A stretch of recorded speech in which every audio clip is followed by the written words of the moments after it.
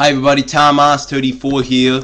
It is June 21st, 2011. I'm here with your weather discussion. By the way, this weather discussion is a follow-up of yesterday's weather discussion. We were talking about the very potent cold front in the Central Plains, now shifted slightly eastward to include places like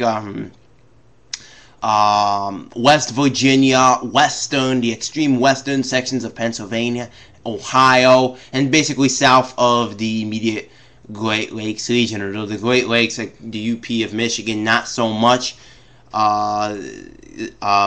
generally south of there here, we are talking about the chances here of the severe weather. That's where the focal point is today. National Weather Service is giving about a 15% chance, so that is a slight chance of severe weather for that area. That slight chance of severe weather, according to the National Weather Service or Storm Prediction Center, will continue to be shifting its way east as time goes on, Wednesday and Thursday here.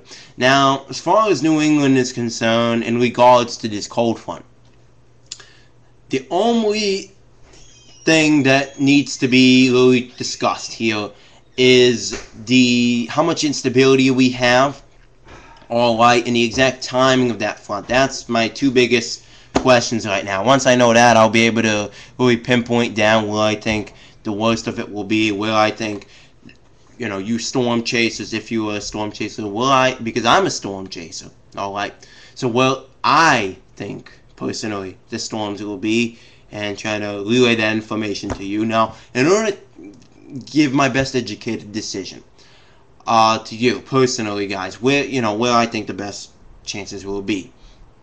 Alright, I need to know one of two things here. First off, how much instability is going to be, and the timing. Now, for the instability, alright, this is pretty important. There is going to be a warm front, and then of course that trailing cold front, which in turn is going to give us and spark off these showers and storms. But here's the big question. That warm front, it has to, in order for that cold front to spark off these severe storms, that warm front has to push through first. Now, how much or how fast does that warm front push through? Because the faster it pushes through, the faster it clears out, the more likely chances of the trailing cold front is to produce the severe weather, if you all understand what I'm saying. Alright, because here's a warm front, and then let's say this is the trailing cold front.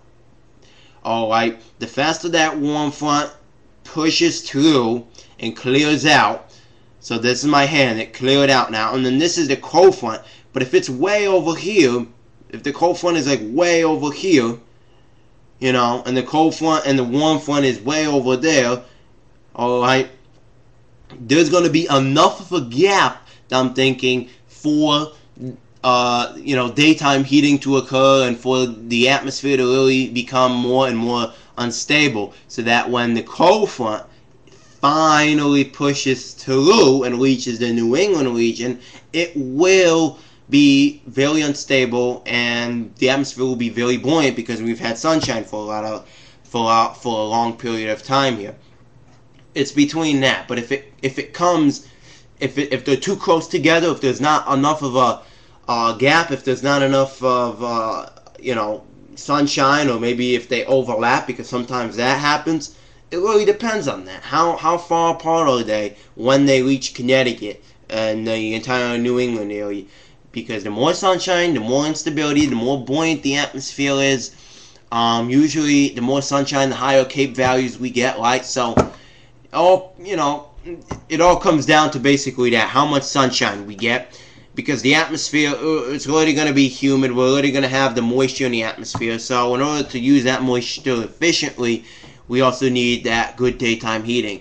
And if we're going to get the severe weather, how much of a gap do we have in between those two storm systems? And of course the timing, because there could be a good gap, but the timing could be completely off, right? So we'll keep an eye on it, and that's basically what I wanted everyone to know here. So Thomas34, keep checking back here, as I will continue to be posting my latest updates here on this impending severe weather potential.